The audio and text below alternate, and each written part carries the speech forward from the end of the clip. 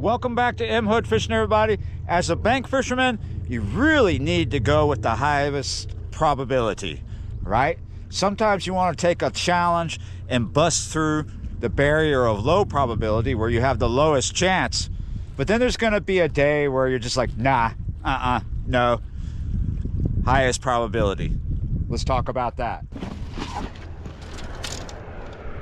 Lots of things are involved in high probability, right? There's not one thing I could say to explain it. Well, when it comes to fishing, there's a lot of things involved with high probability. You know, it's these things you must consider when you go fishing, when you want to catch, right? That's what we're talking about. A high catch rate, a high probability of catching.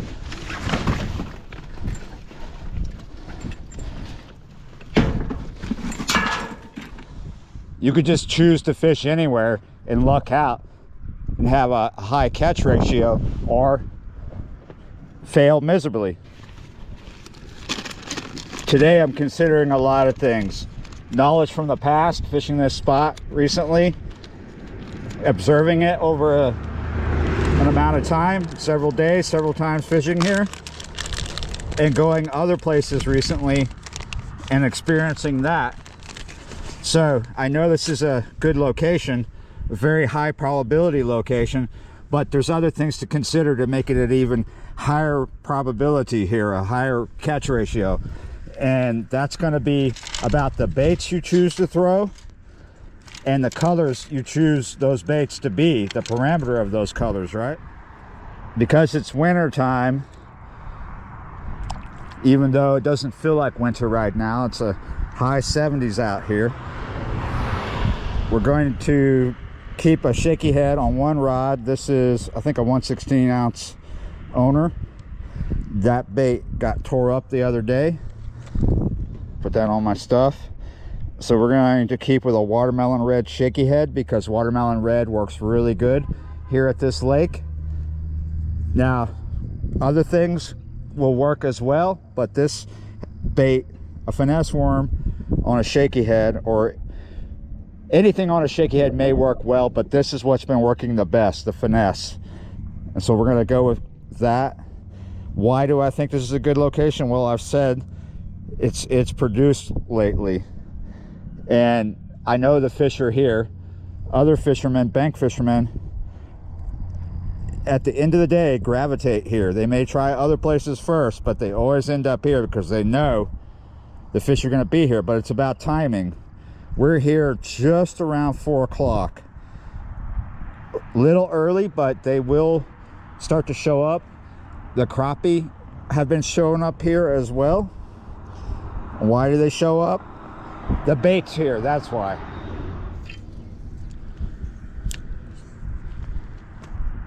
We're lucky this afternoon as well with the wind. It's not too high. It's around 8 miles an hour. It's going to feel a little higher because of the open space of the lake, but it's out of the west by southwest, right? So it's to my back.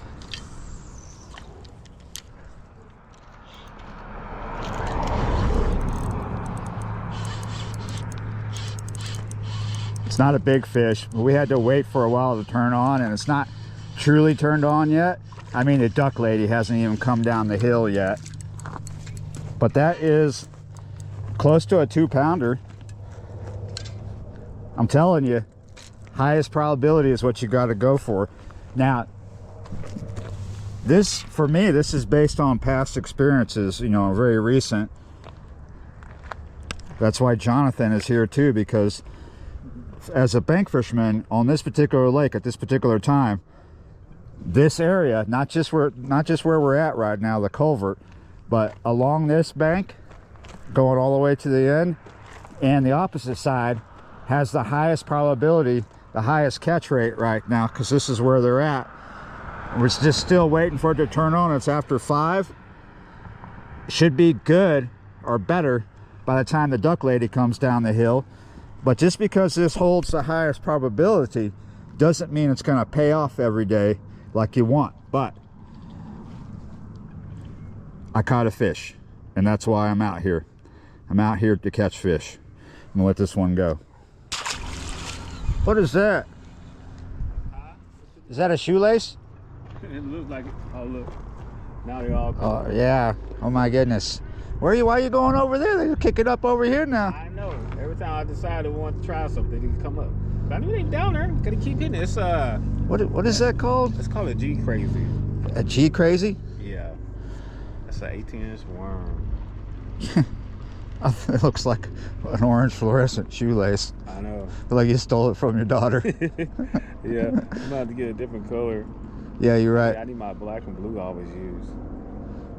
Well, all right. Let's see if we can catch some more fish.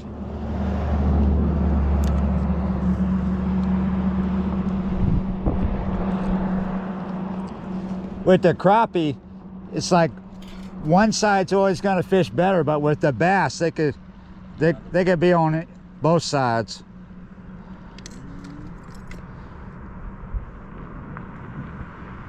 They're gonna be on you're gonna get them on both sides, but they seem to hit a little heavier on one side. But the crappie, for sure, the crappie always seem to be better on one side or the other. Lately, the crappie have been really good on this lake side that I'm fishing right now. I wonder where the duck lady is. If you're new to the channel and you don't know what I mean, well, it's a lady who feeds ducks, and she lives over there on that bank, and every time she comes down, it coincides with fish activity. Sometimes she skips a day, like doesn't show up for whatever reason. I'm not privy to her schedule, but look at this. We're starting to get feeding off the rocks to my right and a bit to the left, but there's a lot more right out in this area. And myself and Jonathan, who's here, we both keep going over to the other side. I started over there, see if we can get one, because sometimes we get them good over the bass over there. We get them good over there. But right now, there's more feeding on this side. I'll definitely be walking to the other side here in a second to see. Looks like there's some activity over here as well. All right, high probability. Yeah, there is a much higher probability here, but not every late night run through Caracas has the same results, right? Sometimes you get really, really good results. Anyway, you know what makes this better than a late night run through Caracas? We're looking for fish, not dictators with big mustaches, even though I have a big mustache, but I'm not a dictator. I'm a fisherman. Well, I guess he was a bus driver, so you never know. Play your cards right. Oh, ah! Oh yeah.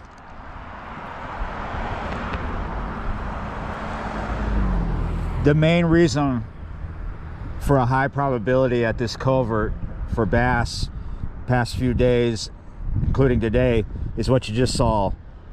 There's shad. There's no duck lady coming down the hill quite yet, so it's not over.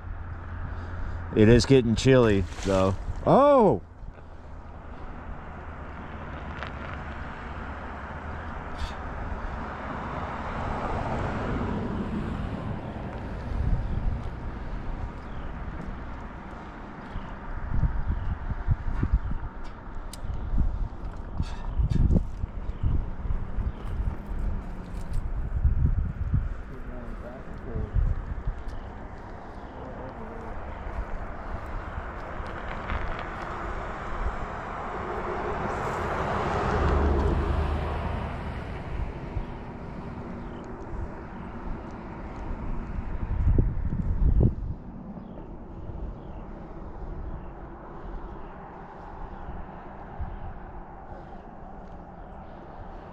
I think I missed a nice one over there off that one of those ambush points. Oh, but I got a nice one right here. Oh, this is a bigger one. He's running pretty good. There are, yeah.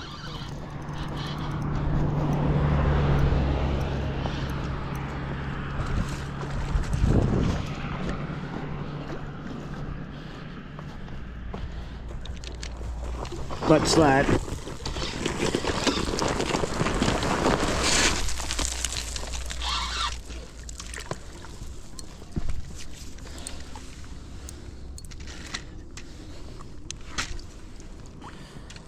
I could have hoisted him up, but I was so paranoid that I would have lost him. I got the right jeans on the butt slide. Now that is probably a 2.5. What do you think? 2-pounder?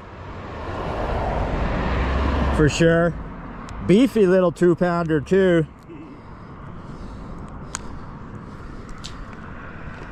I know it's kind of like shooting fish in a barrel because their feed is a feeding frenzy, but we could go all kinds of places around this lake and not find this and not catch fish right now. This is what makes it a high probability here as we lose the light to have some fun here in the middle of winter.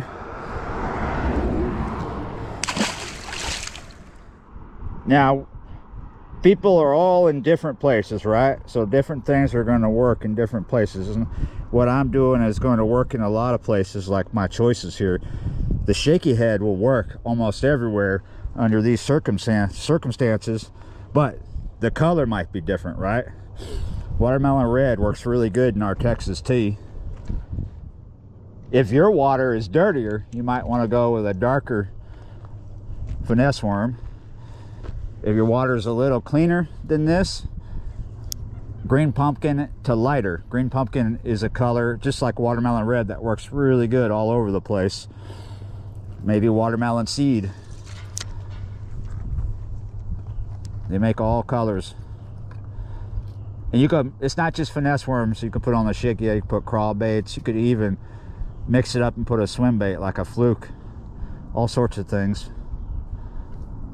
And just get it on the bottom around structure like what we're doing, and just shake that worm.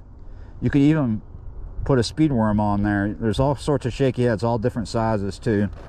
It's just a great go-to bait for this time of year, especially for a bank fisherman.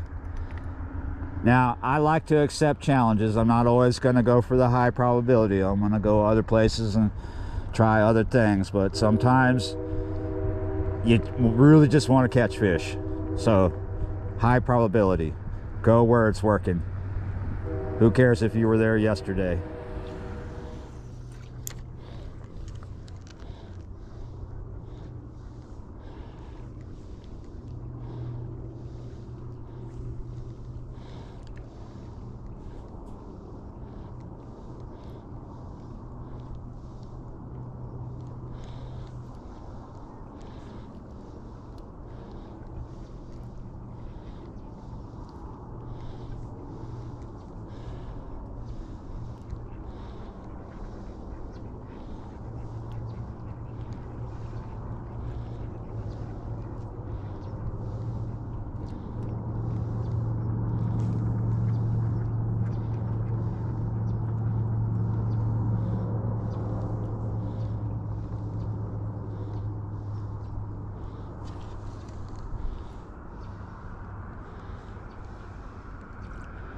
Ah.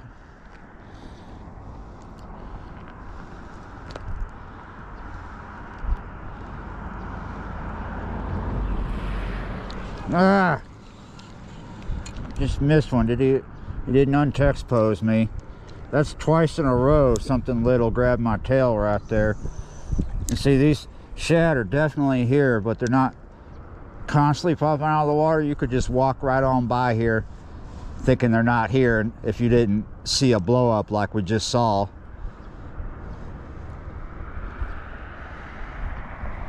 Now, we're only talking about bank fishing in this video. If we were out in the boat and we had all kinds of technology on it, we'd just find the fish and target them that way. But when you're bank fishing, you really got to be observant and watch for things, and it's about timing. We came out early because it can happen early. We came out right before 4 o'clock, right around there. And here, just as the sun's about to disappear, it's turning on, and we've had no duck lady. But of course, you know, I live here and I know what's up. I knew what to expect. I knew that just come here and wait. Keep throwing stuff here and there because we could get an early fish. We could get a reaction strike. But I knew eventually, sometime this afternoon, these shad would show up. And what happened before the shad showed up is the wind stopped. The wind dropped severely. This side was kind of rough early on, and now that it's a lot calmer, here are all these shad, and here are these bass feeding off them. I've only got 2 fish, but I could get a third. But let me tell you something, in winter 2 fish is a triumph. Now, but if we were in the boat, we could probably do a lot better just because of technology and being able to go all over the place, whereas we're limited as bank fishermen. If we wanted to change things severely, well, that's about putting stuff back in the truck and driving. Doesn't mean you're really going to change anything but the location.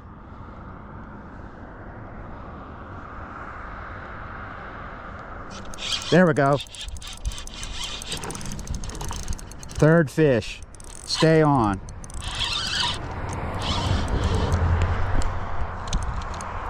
He's fighting pretty good. I like the fight. My girlfriend, my queen, says I like the way you play with them. She likes to just haul them up like this. I like to let them swim around a little bit. Give me a little run for my money. Yeah, you're right. Look at that. Is that a boomerang? I don't think, but it sure is. Like everything I've caught about this size or a little smaller, right? But that is beautiful. Look at them eyes. Wow. They're down there. Yeah, you're right. They are, in fact, down there. If we were on another planet, they might be up there. You know, gravity. Yeah, you're right. Thank you for playing. You want a kiss? I bet you don't, but mwah, there you go. You got one anyway. The biggest reason why the bait is a sure thing here is because we're pretty much dead on the creek channel, the old creek channel that would flow through here. So it's kind of like we're fishing their highway, right? We got the flow. Whenever there's a bit of flow going out into the lake through this culvert, it seems like it's good, mostly. Well, all right, everybody. I'm going to call it at 3 fish. It was pretty fun. I like fishing with my friend Jonathan. Good people. Yeah, you're right. I want to get up that hill and get ready for another session here in about a couple hours, looking for another species at another spot, because I want to bring the dog, one of the dogs anyway. And this is not that spot where I like to bring that dog, because I don't want a road pancake covered in fur. You know what I mean? Yeah, you're right. Hey, I tell you what, thanks for watching, liking, sharing, commenting, subscribing, being members of the channel. And yeah, you're right. I will see y'all next time.